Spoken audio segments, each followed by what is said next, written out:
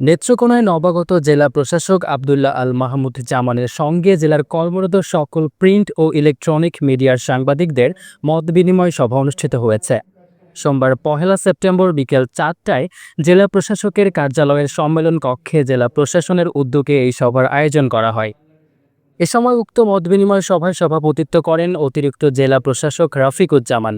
এ সময় স্থানীয় সরকার বিভাগের উপপরিচালক মোহাম্মদ আরিফুল ইসলাম সর্দার, নেত্রকোনা প্রেস ক্লাবের সাধারণ সম্পাদক কিবরিয়া চৌধুরী হেলিম, সাংবাদিক খলিলুর রহমান শেখ ইকবাল, দিলওয়ার খান, চন্দন চক্রবর্তী, AKM আবদুল্লাহ, ভজন দাস, সোহেল খান দুর্জয় সহ জেলার বিভিন্ন প্রিন্ট ও ইলেকট্রনিক মিডিয়ার সাংবাদিকরা উপস্থিত ছিলেন। এ সময় উক্ত মতবিনিময় সভায় প্রধান অতিথির বক্তব্যে নবাগত জেলা প্রশাসক আব্দুল্লাহ আল মাহমুদ জামান বলেন, নেত্রকোনা আমার প্রশাসন ক্যাডারের প্রথম কর্মস্থল হওয়ার কারণে এ জেলার সঙ্গে পূর্ব থেকেই খানিকটা পরিচিতি রয়েছে। জেলার সার্বিক উন্নয়নে আমি সাংবাদিক সমাজের সহযোগিতা প্রত্যাশা করছি।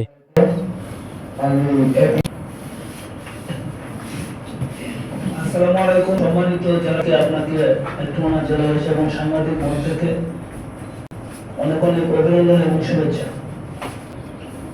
আসসালামু আলাইকুম।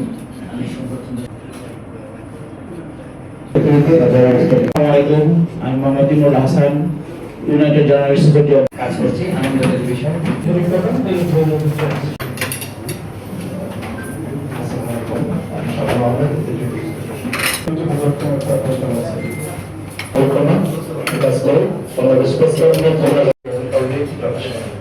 আমি আমার স্বাগত বক্তব্য কিছু না কিছু অবগত আমি দীর্ঘ সময় পর যেহেতু আসছি, পুরো বিষয়গুলোকে আমি প্রায়োরিটি দিতে পারবো বিস্তারিত। আমি আপনাদের কাছ থেকে একটু শুনতে চাই। ধন্যবাদ। শাসন কাটার কর্মভূমি নেত্রকোনায় থেকে আমরা প্রত্যাশা করছি। সোহেল খান দুর্জয়ের তথ্যচিত্রে ইশরাক অর্ণব, চ্যানেল 21, নেত্রকোনা।